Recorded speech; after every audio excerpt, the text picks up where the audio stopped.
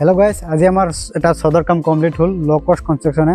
आज এটা আমার কলিয়াবর যেটা আমার লোকেশন আছে কলিয়াবর তিনালিতে আমার সদর কামটো আমার কমপ্লিট হয়ে গেল। সদর কাম কমপ্লিট হওয়ার আগত আমি কোনটো বস্তু আমার ধ্যান দিব লাগে অলপ যে আমার পুরা মেটেরিয়ালটো আমার আইছে না নাই, বালিটো আমার কম পড়িব নাকি, আমার যেটো গিটি আনিছো গিটিবিলাক আমার ঠিক আছে নাকি, আর যেটো আমার সিমেন্ট আছে সিমেন্টটো আমি হিসাবত সিমেন্টটো আনিছে না নাই, এটা বস্তু আমার চাব লাগিব। আর আমার মিচিংটো একদিন আগতে অলপ করব লাগিব যে আমার মেশিনটো চাব লাগিব স্টার্ট দি যে আমার ডালার দিন আগে প্রবলেম হয় না নাই, এইবিলাক বস্তু আমার চাব লাগিব। আর যেটো আমার পানী মটর আছে পানীর মটরটো আর যেটো আমার কারাঙর সুবিধা অল টোটাল বস্তু আমার চাব লাগিব ডালার আগদিনা। তেনেহলে ধরক আপনার ডালার দিনা একো প্রবলেম নহয়। যদি ডালার দিন আপনার প্রবলেম হয়ে যায় বা মটরটো বেয়া হয়ে যায় বা আপনার গিটি বা বালি শর্ট মারে তেনেহলে আপনার রাতি হয়ে যাব। রাতি হয়ে গেলে আপনার কামটো ইমান ভাল নহয়। আর এতে আমি কম যে আমার সদর কামটো প্রায় পুরা সম্পূর্ণ কমপ্লিট হয়ে গেল। এটা আমি কোনটো বস্তু অলপ চাব লাগে যেটা আমার বা আছে বা বিলাক আর আমার কভারিং আছে আমি ভিডিওর মাধ্যমে আপোনালোকক ধুনীয়াকৈ দেখিবলৈ পাব। আপোনালোকে ধুনীয়া এটা আইডিয়া পাই যাব। ভিডিওটো স্কিপ নকৰাকৈ গোটেইখিনি চাবলৈ চেষ্টা কৰিব, তেনেহ'লে আপুনি ধুনীয়াকৈ বুজিব লাগিব যে শ্বট মাৰ আগত কোনটো বস্তু আমাৰ ধুনীয়াকৈ চাব লাগে। আহক আমি আপোনাক ধুনীয়াকৈ দেখাই দিম। যিবিলাক ধৰক আমাৰ বাঁহ মাৰিছে, বাঁহৰ তলত আমাৰ মিস্ত্ৰীবিলাকে তক্তা ভালকৈ দিছে না নাই বা আমাৰ ইটা পাৰিছে না নাই, যদি অকল খালি বা লগাই দি দিয়ে তেনেহলে ধৰক আমাৰ যে ছদ আছে ছদটো আমাৰ বহি যায়। বহুত আপোনালোকে ভিডিওৰ মাধ্যমে দেখিবলৈ পাব যে আমাৰ ছদৰ মাজত বহি গৈছে। এনেকুৱা আপোনালোকে তক্তা পাৰি দিব। তাৰপিছত গোটেই বাঁহৰ তলত আমাৰ এটা এটাকে তক্তা পাৰা আছে। তক্তা দি নাই তেনেহলে আপোনালোকে ইটা পাৰি দিব। ইটা পাৰিলে ধৰক যেটো আমাৰ লোড বাঁহত পৰিব বাঁহটো তলত সোমাই নাযায়, বা তক্তাই ধৰি দিব বা ইটাই ধৰি দিব। এনেকৈ আপোনালোকে বাঁহৰ তলত গোটেইখিনি আপোনালোকে তক্তা লগাই দিব।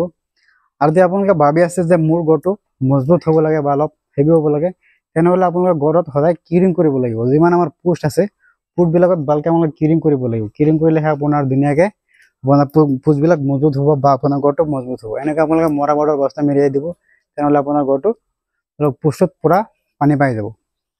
আৰু যেটো আমাৰ চিৰি আছে চিৰিটো চাক আমাৰ কিমান ধুনীয়া হৈছে। যেটো আমাৰ ৰাইজৰ হাইট আছে এইটো ৰাইজৰ হাইটটো আমাৰ 5 ইঞ্চি আছে।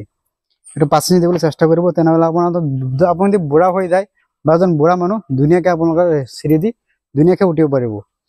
ৰাইজৰ হাইটটো দি আপোনালোকে 5 ইঞ্চি দিয়ে। আৰু যেটো এইখিনি আছে এইখিনি আপোনালোকে 1 ফুট ৰাখিবলৈ চেষ্টা কৰিব।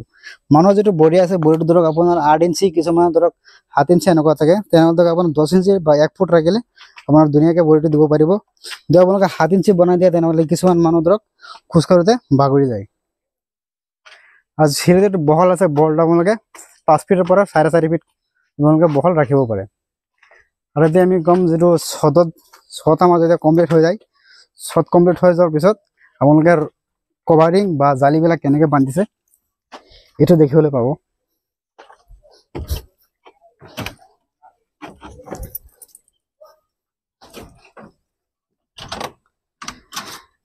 এফালে আমাৰ ছদ বান্ধা হৈ যোৱাৰ পিছত এনেকৈ যেটো পোষ্ট আছে পোষ্টত এনেকুৱা এটা আপোনালোকে মাষ্টাৰিং বান্ধি দিব। মাষ্টাৰিংটো বান্ধি দিলে আপোনাৰ যেটো ৰড আছে ৰডটো আমাৰ বাইবেটাৰ মাৰি দিলেও ধৰক একা বেকা হৈ নাযায়।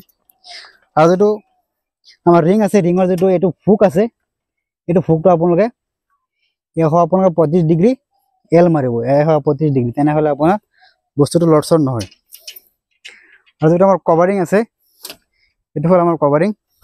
এইটো বস্তু আপোনালোকে বহুত ইম্পৰ্টেণ্ট। এইটো আপোনালোকে 1 টকাতে কিনিব পাৰিব বা আপোনালোকে যেটো চিমেণ্ট আছে চিমেণ্টৰ লগত এইটো বস্তু ফ্ৰীও দি দিয়ে। এইটো বস্তু বহুত ইম্পৰ্টেণ্ট হয়। এইটো বস্তু আপোনালোকে লগাব। এইটো বস্তু লগালে ধৰক আপোনাৰ তলফালে ৰডটো মামৰা নাখায় বা তলফালে হানিকম নোলায়। আৰু যেটো চেয়াৰ আছে এইটো চেয়াৰ বুলি কয়, এইটো চাওক চেয়াৰ। আৰু এইফালে আছে আমাৰ চেয়াৰ। এই চেয়াৰটো দিয়াৰ কাৰণটো হ'ল যে এই ওপৰৰ যেটো জালি আছে ওপৰৰ জালি আৰু তলৰ জালিটো যাতে একলগ নহয়। একলগ হৈ গ'লে আপোনাৰ শক্তিটো কম হৈ যায়। দুই অলপ গ্যাপ থাকে 1 ইঞ্চিমান গ্যাপ থাকে, তেনেহলে আপোনাৰ গপচ হ'ব। আৰু কভাৰিং হেৰি যেটো এইটো কভাৰিং আছে কভাৰিংটো আপোনালোকে মেইনটেইন কৰিব 1 মিটাৰ দূৰত্বত। 1 মিটাৰ দূৰত্বত আপোনালোকে ধুনীয়াকৈ কভাৰিংবিলাক দি দিব। আৰু আপোনাৰ ছদৰ কাম পুৰা কমপ্লিট হৈ যোৱাৰ পিছত আপোনালোকে ধুনীয়াকৈ পানী মাৰি তক্তাবিলাক বা ত্ৰিপালবিলাক বা যিমান বালি আছে বালি চালি সব আপোনালোকে কিউৰিং কৰি দিব। কিউৰিং কৰিলেহে আপোনাৰ ঘৰটো মজবুত হ'ব।